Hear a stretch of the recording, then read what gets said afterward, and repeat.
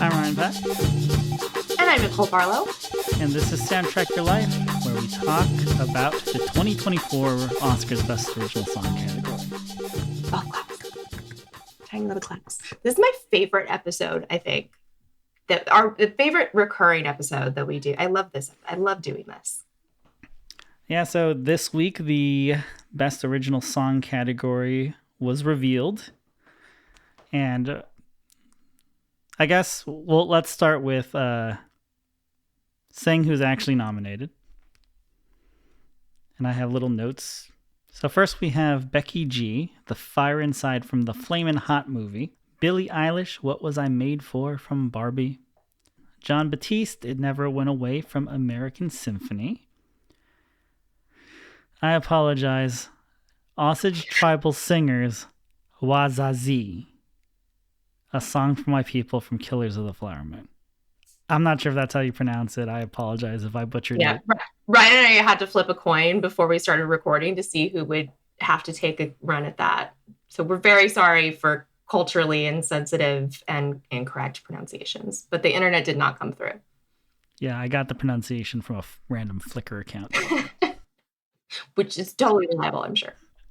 And finally, we have Ryan Gosling, I'm Just Ken, from the Barbie movie. So, back in September, we did an episode on Barbie with Scott Interrante and Catherine, and producer Catherine from This Is the Greatest Song I've Ever Heard in My Entire Life.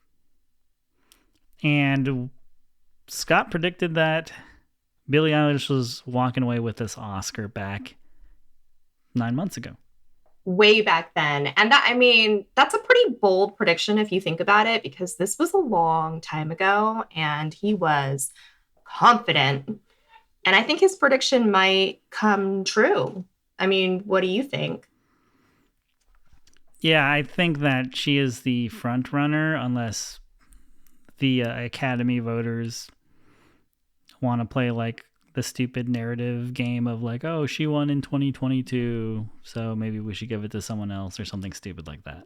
There's always that thing of not to be too predictive about it, but I always feel like there's that moment in Oscars sometimes where you split votes, and sometimes a vote gets split and then something really wild and unpredictable happens.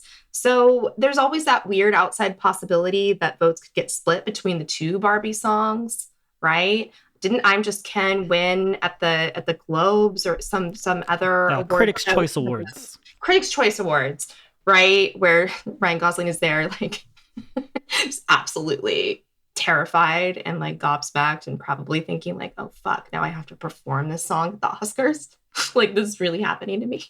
Like, should he be that surprised they did that, like, I'm Just Ken Christmas remix, and they shot a video for it? Like, they pushed that song pretty hard. He pushed it hard, but it reads to me as, like, pretty genuine surprise. I think he's surprised.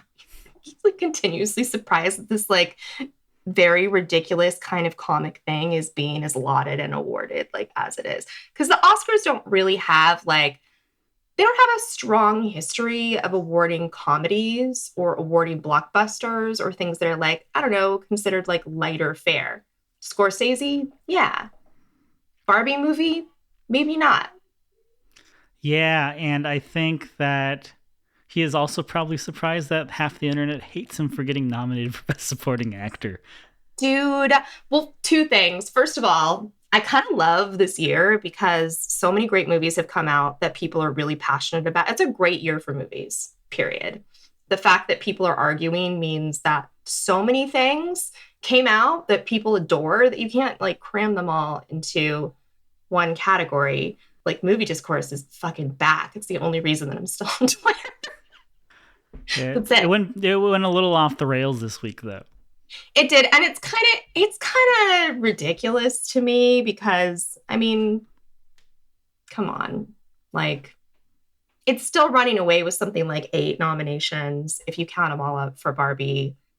You've still got incredibly like the first Native American ever nominated in the Best Actress category. Like, a lot of pretty incredible things are still happening, and yeah, like, I have my own personal list of things that I felt like were snubbed. I know you do too. Right. But this is the Oscars, right? It's part of the thing. Not everything is going to make it. Tough year for Greta's. Tough year for Greta's. Greta's Lee and Greta's Gerwig. In my heart, winners. Yeah. I've learned from, I think, knowing who votes for these things. Same with the Grammys, is like not to take them that seriously. Absolutely. Like, this is not like music podcasters voting for the Grammys. It's like fucking old people. It's the truth, though. And that's why in Best Song, you're always going to get a mix of things that are part of the zeitgeist, and then you're going to get things that are incredibly safe. Right. And that's just the breakdown. That is the breakdown every freaking year. Right.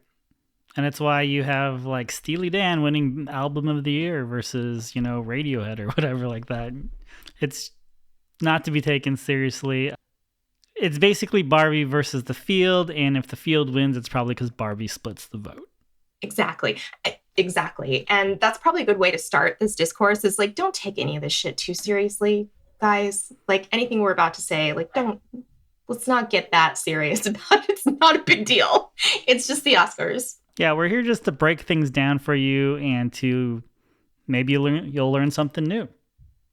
Maybe you'll learn something. Maybe you won't. Maybe you'll come away with nothing. I think there's a lot of fun facts behind some of these songs.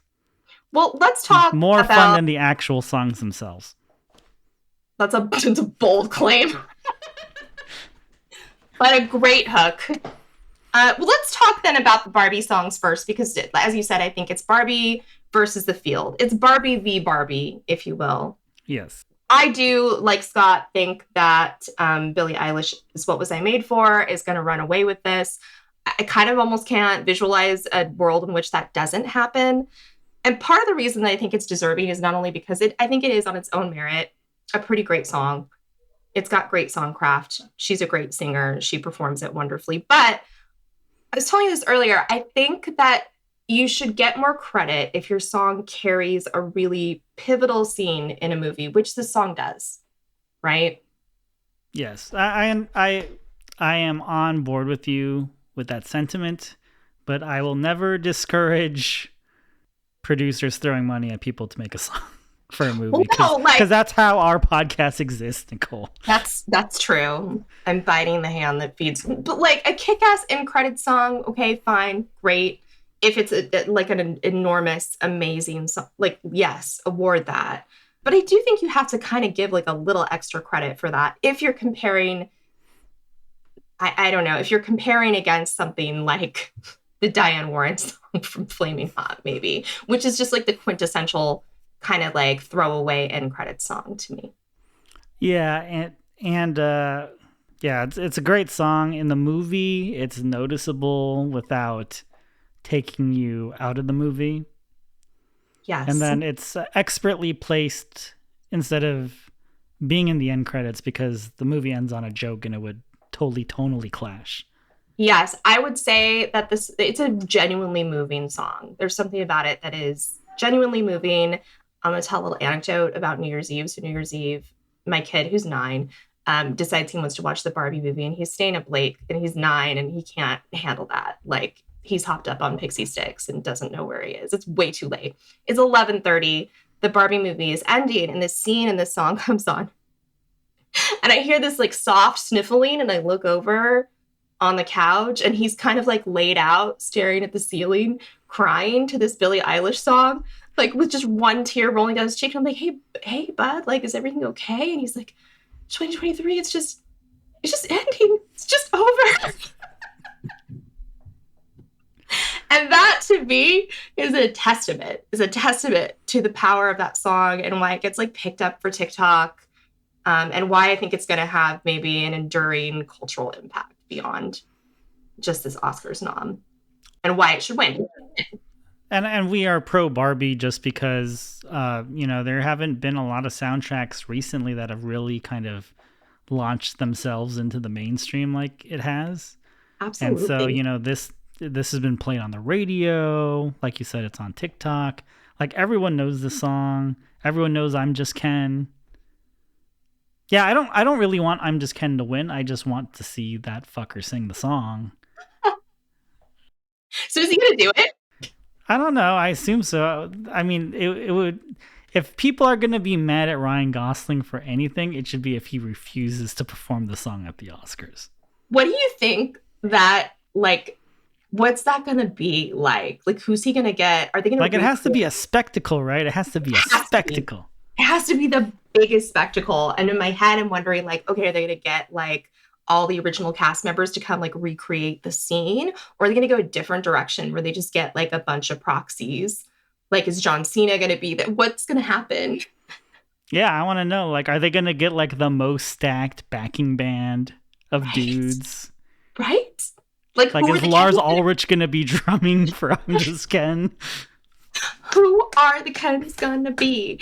Oh my god, it's just a bunch of guys in like Bradley Cooper masks and like black unitards. Like, And then what's just like Simu Liu just like throwing stuff at Ryan Gosling the entire time. Are they gonna ride those little stick ponies? I'm really excited for that alone, and I'm with And you. then I just don't- have a middle acoustic session of just like the chorus of Push.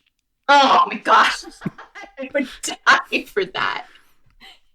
Yes. Yeah, like I just want to see the spectacle. Like David Byrne did the hot dog fingers last year for This Is a Life from Everywhere, from Everything Everything everywhere all at once. You know, like I like seeing like they fucking redid the Natu dance. Like Yeah. that was intensely awesome.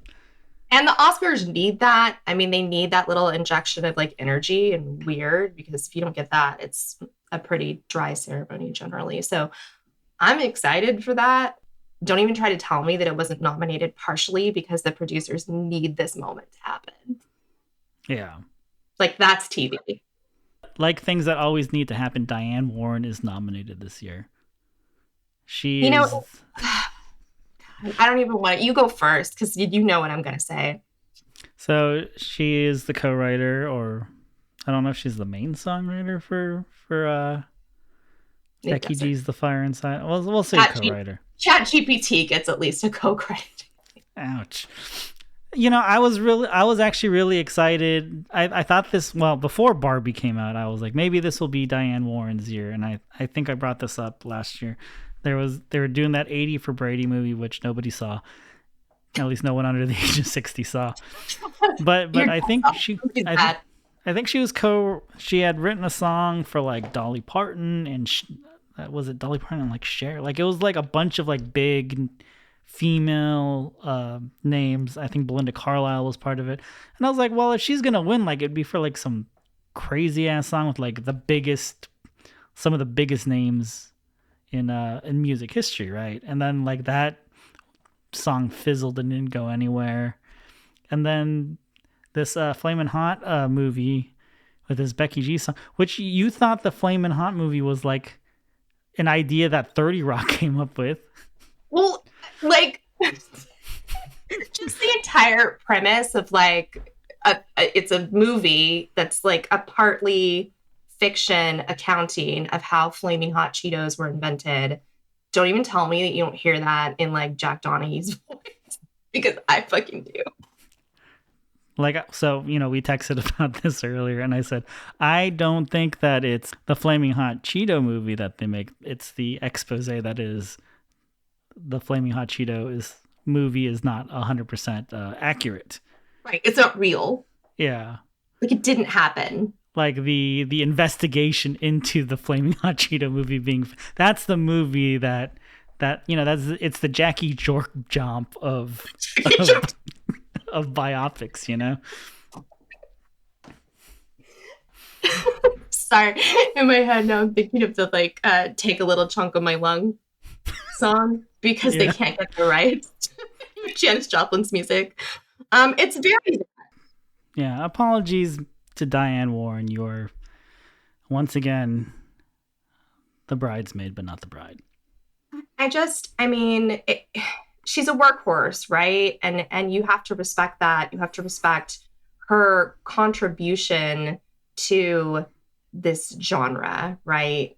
I think the way that we think of soundtrack songs is very heavily influenced, for better and worse, by Diane Warren and what she does. But the steam is just, it's out of this one.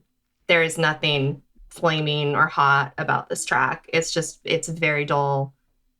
It's very produced. It is exactly what you would get if you told AI, like, hey, can I get a like pop song based on the story of how Flaming Hot Cheetos were invented? This is what it would spew out at you. It's not a good song, and you would never, ever torture yourself with it. Yeah, I tried listening to it today, and I have like my Spotify set to like loop stuff. So I thought that like it was like the song like dropped out and then like came back in, but it was actually just the song starting over again. Right, because there's just nothing to really differentiate any portion of it. It is so it is bad. It's a bad song. It's a bad song, and it's a bad year for Diane Warren because she is going like the Barbie songs are written by previous Oscar song winners. Right. So Billy and her brother Phineas obviously always write together. They wrote "No Time to Die," the Bond song that won 2 years ago from the same movie, Yep. and "I'm Just Ken," with "For All Its Ridiculousness," is written by Stars Born writers Andrew Wyatt, Mark Ronson, Yep. who wrote "Shallow," and so she's already up against two people who have already won. Which again, you would think Diane Warren could tackle it in a different year, but it's just not that year. And for all of its ridiculousness, and for the idea that it is kind of like a gag uh, in like the last part of the Barbie movie, I'm Just Ken is great. It's great. It's well delivered. It's well done. It is incredibly entertaining, and I can't say any of those things for the Cheeto song. Yeah, I was at karaoke on Sunday, and I was very upset that they did not have "I'm Just Ken." Oh, I bet there's an outlaw though. I bet they're like, we can't put this in the mix. We don't want what's going to come out of this. Is it not like the perfect karaoke song? It's a great karaoke song because it's like super easy to sing and just kind of emote your way through. You can kind of put your own personal spin on it. I think probably like the ideal karaoke song, but maybe that's why they don't have it, because they're like, fuck this. We can't have like 10 I'm Just Ken renditions a night. We're just a bowling alley. I don't know. They had a bunch of the other Barbie songs, but not that one. Really interesting. Smells like a conspiracy to me. So the John Batiste song, which is called "It Never Went Away" from American Symphony, which is a documentary based on a year in John's life. The documentary didn't get nominated, but this song did. It's co-written by Dan Wilson, best known as the lead singer of Semisonic, who also co-writes for everyone. Everyone from Adele to My Morning Jacket. Mm-hmm. It starts nicely. It sounds like a Dan Wilson song on the piano. It sounds like something that he would come up with. John Batiste is a fine singer, but it doesn't really go anywhere. And that's the problem with it. And I think when you pointed it out earlier, it hit me that it's a frustrating song because it has all the pedigree, it has all the potential, but there are just no real like peaks and valleys. It just doesn't really progress in any way. It's pretty boring, unfortunately. And he does some really interesting things and collaborations. Well, both of them do, but like Batiste in particular, like he's on a Lana Del Rey album this year. He's always mixing and mingling with things that are interesting. I think push him past this kind of like piano driven songcraft of his, but this is just very like, it's very spare and it's pretty plain. Not a lot going on with this track. And it's kind of weird that it even got nominated in a way, because it's weird and it isn't, because it doesn't have a lot of like grandeur that you might associate with like, oh cool, I can like see this at the Oscars. But also I feel like he's kind of an Oscars darling. He's already won the score for Soul, which he did with Trent Reznor, and Atticus Ross won an Oscar for Best Score. So I feel like the Academy loves him. Obama loves him. The Grammys love him. The Grammys love him. And with a lot of good reason, right? Like super talented artist. I think this song is just maybe not a hit on its own merit. And like, I'm not gonna skip over this "Flowers of the Killer Moon" song, which I'm not gonna try to say the title again. It's an outlier in like a weird way. Like I don't want to like judge it again as like a pop song. Like I feel Right. like Best Original Song is kind of like a pop song, and this is like, oh, like it's a cool like historical sort of, I don't know, like it doesn't feel like it fits, and it doesn't feel like you should really compare it with the other songs. Well, it's almost kind of unfair to this song, because it's not like it follows, any of like the conventions of whatever Western songwriting and songcraft. So you can't really mix it in with these other songs and have it compare. I love that it's here. I love the idea of representing it in this category. And I think that's really lovely. And I think it'll be cool to see it performed on stage. But it's definitely an outlier. And how do you judge something that is like maybe not quite a song in the way that these other songs are songs? Right. It's something else. You almost wish you could award it for something else. And that's where that's all we can say, because we're not going to say the name of the songs. We will butcher it. That's going to be really insensitive and terrible. I think Billboard said that it was a surprise that it got nominated, and I would agree with that. It's surprising, but it's also not. And I think this maybe falls into the category of Killers of the Flower Moon being such a critical darling. People have appreciated it this year, and I think they want to show it love in maybe as many categories as possible. Maybe it's more the craft of the film that's sort of elevating this to this spot. Yeah, I mean, I understand the score got nominated as well from the late Robbie Robertson. Obviously, Lily Gladstone is considered a front runner for Best Actress. She may not win, but I think it's either her or Emma Stone. It. I feel like she has to take it. I was surprised the song got selected. I was like, oh, this is not a Robbie Robertson song, and then I listened to it. I was like, oh, okay. It's really interesting. It's really interesting that it made it from the short list to the final list of nominees. And the short list is a pretty crowded field of a lot of kind of expected Oscar contenders. Like there's a Lenny Kravitz song from Rustin on there on the short list. Our favorite, Dear Alien, was shortlisted. Like there are a lot of things that I think could have been on this list. Peaches was never going to make it, but I was really holding out for Peaches. I think we were kind of holding out for Peaches. It would have been fun, but it was never gonna. I don't think the Academy would allow Peaches and I'm Just Ken.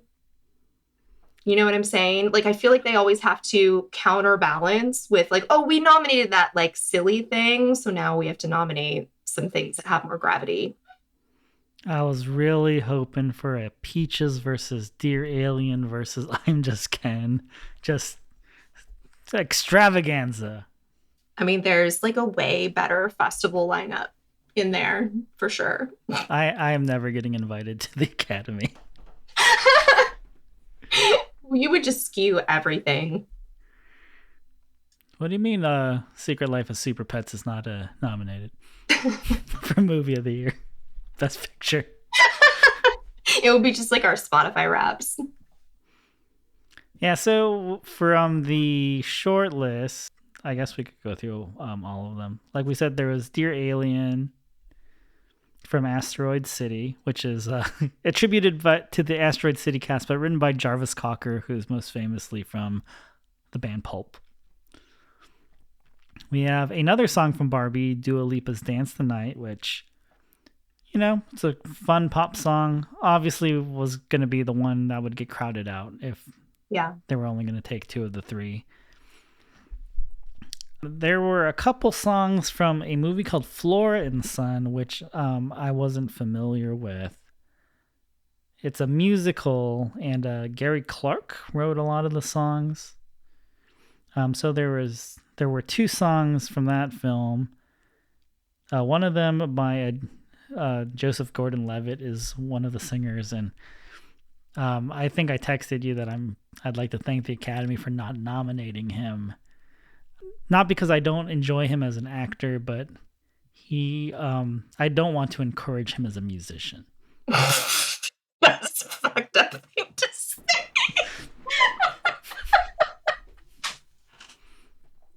Why was I not expecting that read of it? Yeah, let's not. This is also people why we can't do that 500 Days of Summer episode. Ryan doesn't want to encourage it. I've seen some interviews with him. Like, I think he was like on the Tonight Show and they were doing like rock karaoke and Jimmy Fallon does a great David Bowie. I don't know. Yeah, I'll concede. It makes me mad, but he does. So like he did. What song did he did? One song as David Bowie, and then Joseph Gordon-Levitt tried to do like Kelly Clarkson's like Since You Were Gone as like Axl Rose. And it's not that it wasn't like it was fine, but then like after it was like, oh, let's cut to break, and then he's like, I got to sing with the Roots, and it was just like, you're a little too excited with music. How dare you be excited about music? He did that whole hit record thing, and that was super annoying. He tried to get people to come out to pay money to like watch him do like Nirvana karaoke. Listen, do you not remember the late aughts when he was doing this? I know. I feel like he could have, if he were a slightly better singer and musician, like, couldn't he have totally had like a duo thing with Zooey Deschanel instead of M. Ward? Couldn't he have like subbed in as the him in She and Him? No. Probably wanted to. He probably would have died to be able to like be part of that.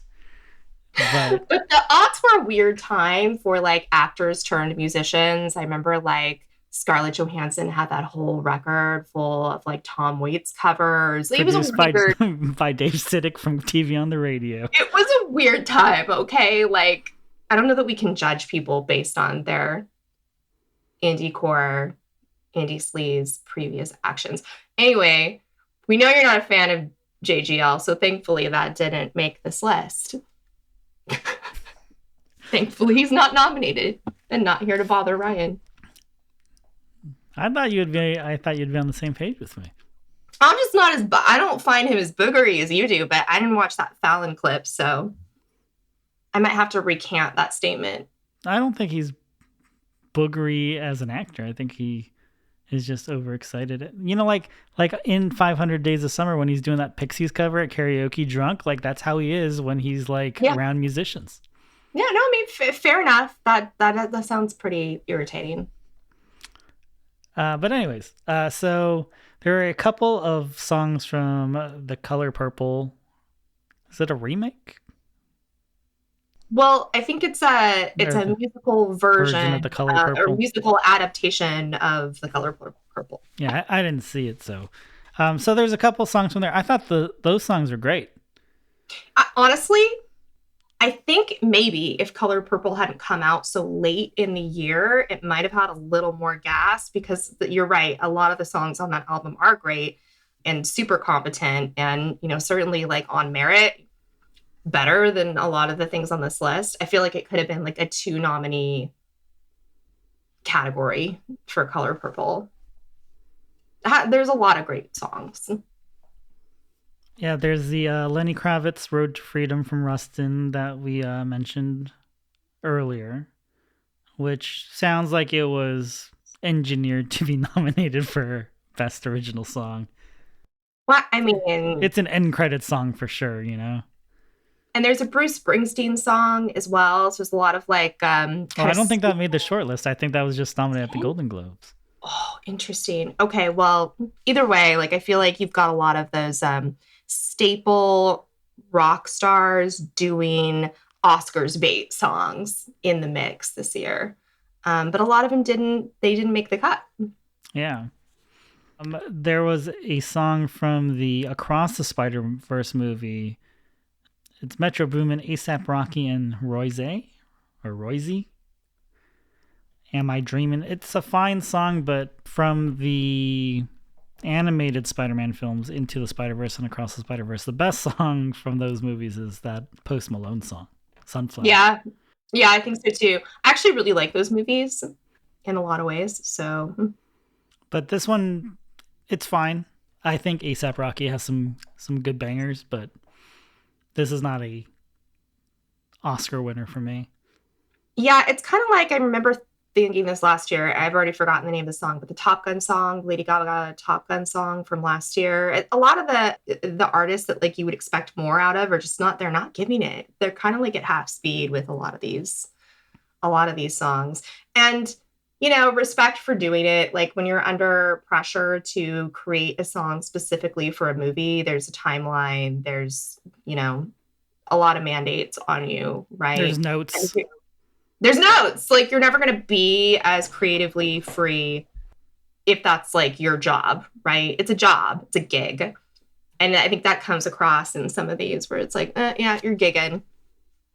You did just enough. You got it in under the deadline. I was pretty disappointed with the Olivia Rodrigo song, Can't Catch Me Now, from The Hunger Games, The Ballad of Songbirds and Snakes. Yeah. And, you know, obviously the internet is upset at various snubs. And I think that's one of them that certain people would have liked to see nominated. I think people also wanted to see the other song from that movie by Rachel Ziegler nominated, The Hanging Tree. And people kind of wanted to see that nominated. It's kind of like a folksy ballad that's built like for the movie, from what I understand. But yeah, there's just it's not they're pretty dull. I don't know that I could advocate for them like all on their own. I think that's really like that's fan service at that point. Yeah, the Olivia Rodrigo song, I feel like it's supposed to like take off at some point. Yeah.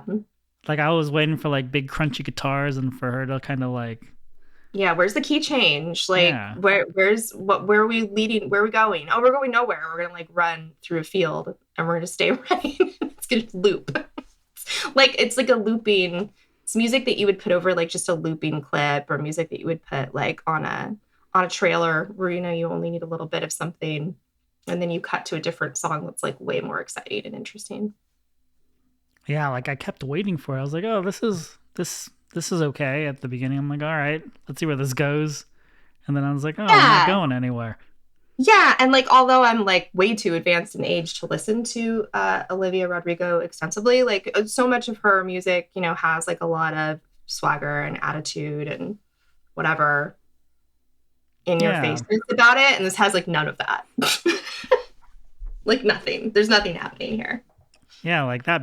It's like the total antithesis of that Bad Idea Right song. Yeah, totally. It's like it's a void of charisma. It's a charisma void. There's a lot of that happening this year. There's a lot of things that are like just a charisma hole. Like they just needed more personality, and unfortunately, it's not really there. Not for me.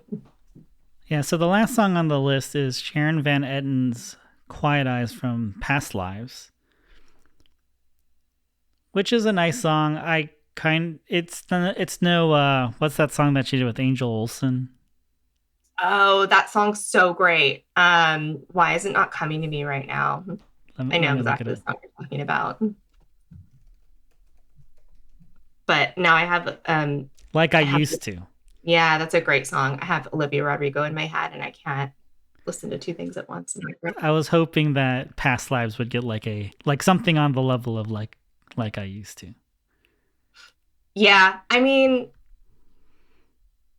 again, I think like it would have been nice to see a lot of these movies supported by songs that had more to them, but you kind of get the feeling that maybe these artists were like rushed and it's just a gig because there's really not a lot going on with this song either. And I love Sharon Van Etten. She's so talented. I love her. I either wanted something like as epic as that, or I wanted it to sound like Sharon Van Etten fronting Grizzly Bear. Yeah, but yeah, like I'm just asking, where's like the epicness? Where's the drama? Where's the emotion? Like these are songs for film. Like give that a little bit. And none of the songs that are in this short list or in the mix for the nominees, a lot of them just don't really have a lot of emotion. It's kind of disappointing. You know what has passion and emotion? Peaches. Peaches. Peaches, peaches, peaches. You should see my daughter belt that out in the shower. I mean, yeah, again, like I think that's one that like maybe they'll just roll like Jack Black out on a piano anyway. Like that might just get performed for the fun of it. Yeah, it doesn't even have to be like, it could be like, they're coming back in from commercial and Jack Black is singing Peaches with his like Bowser tuxedo on. But like totally, right? Because it's fun. If they knew what they were doing. The Academy knew what was good for them. From your lips to the producer's ears. They've already tuned me out when I was like, it should be Peaches versus Dear Alien versus I'm Just Ken. Joseph Gordon-Levitt is hosting, so I'm just kidding. I'm banned from the building. You're banned. I think it'd be like a fun hang. No, you don't think that. You're lying. I mean, I would not let him in my office where my guitars and keyboards are, but I want to let him around any instruments or anything you can make music with. You put down those 2 spoons, Joseph Gordon-Levitt. Hey Ryan, do you have a record player? No! Keeping my eye on you. Sorry. I'm totally derailing this. It's very funny. It's a very unexpected hateration from you. It's only a small part of his life. Yep, he also had like some Verizon commercial where I think he was like trying to like record a song and then other people like would build off of what he was doing. I was just like, I can't. I think 500 Days of Summer just ruined both of those people for me. I mean, fair. I feel like we've covered the songs pretty well for the best original song category. For scores, I haven't gone through all of them, but I'm pretty sure that Ludwig Göransson's going to win for Oppenheimer. I'm going to take your word for that because I haven't gone through all of them either. Because I think he's just won everywhere else, and it just seems like it's kind of like when Dune was winning everything, and it's like Hans Zimmer's just going to win for Dune. Yeah. No, true. And I think they're going to give Oppenheimer as many awards in as many categories as possible. I think they're going to be predisposed to awarding Oppenheimer versus another film. Well, I guess the dark horse in that category would be John Williams for Indiana Jones, Dial of Destiny. Yeah, and far be it from me to disparage John Williams, but Dial of Destiny is not a great Indiana Jones film. I'm here to tell you. But Williams is, I believe, retiring, and like I said, sometimes the narratives play into things. Sure. Did you know that he's only won like 4 times?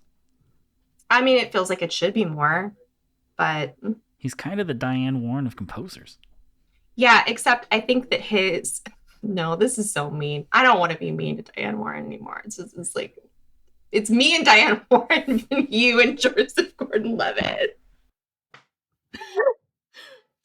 I'm going to try to be nice about it. Like, she needs me to be nice. She has like a castle. She's pretty funny on Instagram. Oh, is she? Is she fun? Yeah, she's pretty funny. I mean, fuck, I'm sure she's really fun. I'm going to say the thing that you said, which is I'm sure she'd be like a great hang. Except I mean it. You didn't mean it. She's pretty self-aware. I think she is too. And that's the thing. I think she knows that this is her game. I think she's like, no, I'm going to get my bag. Like, I'm collecting checks here. And I respect that. Like, she's a businesswoman. I think someone posted a picture of her and Lady Gaga and captioned it as like, oh man, Lady Gaga's like she's on the Epstein list because like here's a picture of her in Maxine Glasswell, but it's just They do look a little bit, but not enough. it's her and Diane Warren, and Diane Warren was just like, this is hilarious. Oh no, I'm glad she was able to laugh about it. Yeah, I mean, you gotta respect her for being pretty self-aware and probably having a much thicker skin than you and I have. Oh, absolutely. I think she totally gets it. I think she's very aware also, I would wager, that these songs are kind of like phoned in at this point. It's like a cut paste job for her. Like any job that you have for like 40 years, like don't you get to some point where you're just like, yep, here's another one. What movie are you writing this for? Flamin' Hot? Guess we better put something about hot and warm in it. Just gonna. I'm not giving you my best for Flamin' Hot. We'll just call it the fire inside, okay? Because literally, you eat Cheetos and there is a fire inside of you. It is literal and it's a metaphor. Unless Scorsese is directing this movie, I'm not bringing my A game.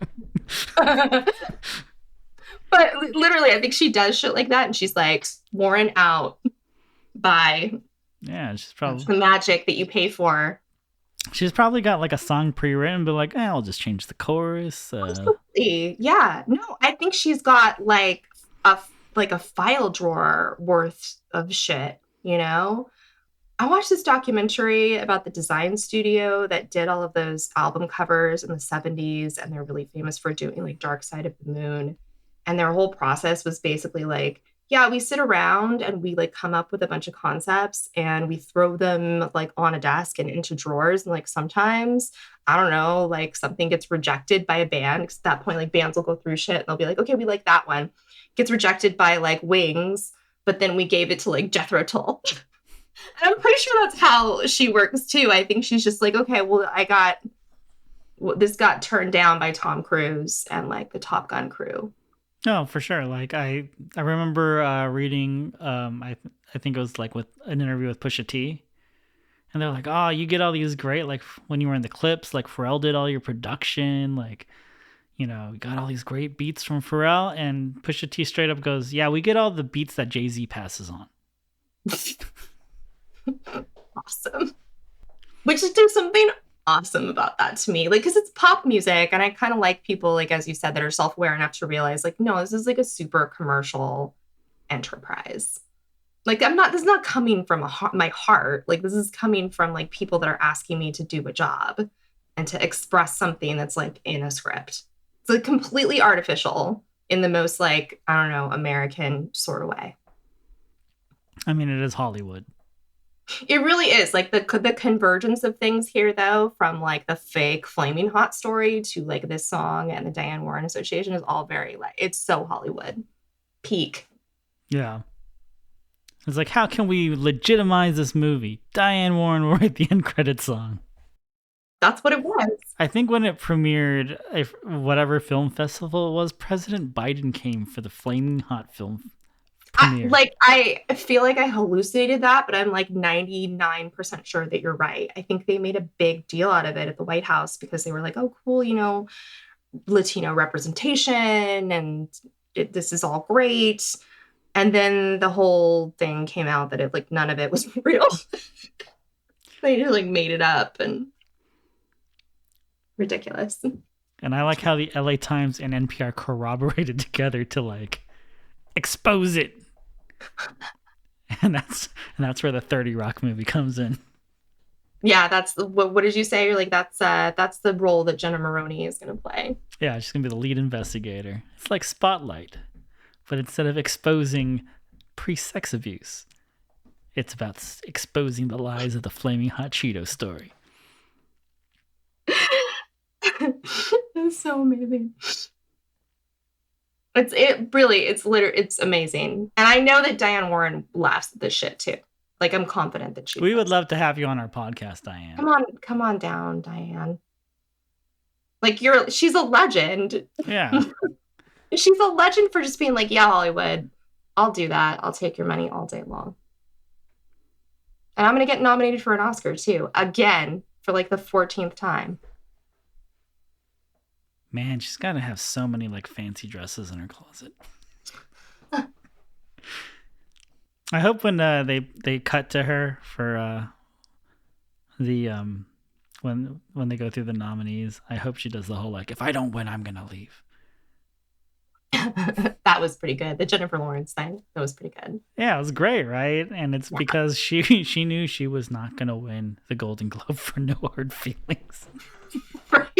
I love the Golden Globes for that reason, because they separate things out into genre, and so there are always people that get like randomly nominated for comedy or like something musical, and they're not. It's gonna end there. Like, that's the end of the journey. That's the last railway stop, and it's comedy. It's hilarious. I love it. Yeah, so she was there to wear her fancy dress and to like drink with her friends. The headline I saw for Becky G is that she can't stop crying over the Flaming Hot Oscar nomination. I also can't stop crying, Becky G. Oh, I'm sorry, Becky. I am sorry, for Becky. Different reasons. Who is Becky G? Should I know?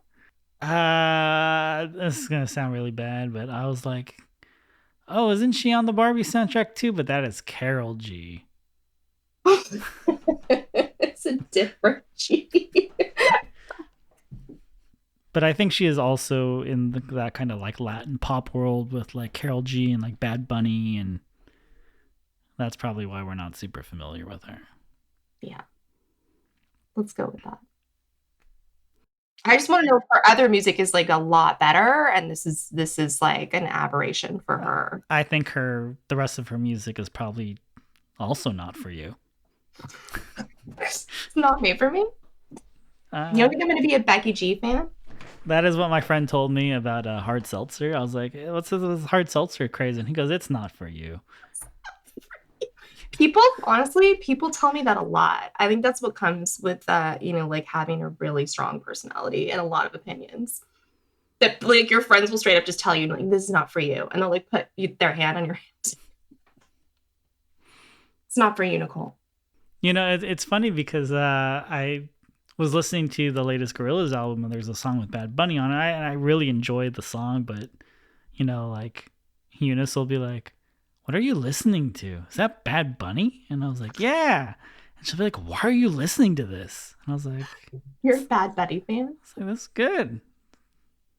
Damon Albarn's about to start singing in about 30 seconds. That's great.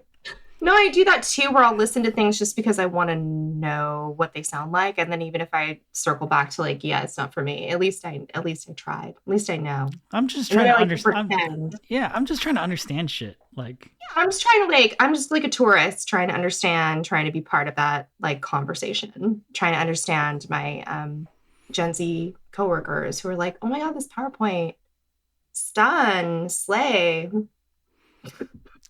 Well, I hope you enjoyed our 2024 Best Original Song breakdown. Like I said, we have no skin in the game about who wins and who loses. If Diane Warren wins, congrats to Diane Warren for finally winning her Best Original Song Oscar. But most likely, this is Billie Eilish's second Oscar. Yeah, and I mean, rightfully so, if it is.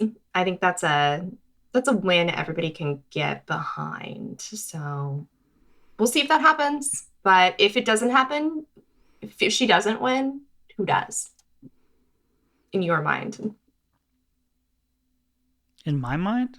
Yeah, I mean, like, is there even, like, let's just say she doesn't win. Who do you think would? Ryan Gosling. Yeah. It's Barbie v. Barbie. It's Barbie v. Barbie. Now, listeners, if you have a different opinion, you can hit us up on Twitter at SoundtrackCast or on Instagram, also at SoundtrackCast.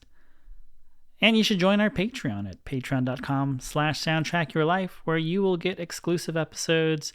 And if you're a Patreon listener, you probably got this episode a few weeks early before the Oscars. We've got a lot more great episodes coming out. We've got a pretty killer list of guests this year. So stick around for the next episode, and we'll see you later. Happy Oscaring! Happy Oscaring. Thanks for joining us this week on Soundtrack Your Life. Make sure to visit our website, soundtrackyourlife.net, where you can subscribe to the show on Apple Podcasts or Spotify. While you're at it, if you found value in the show, we'd appreciate a rating. Or if you'd simply tell a friend about the show, that would help us out too.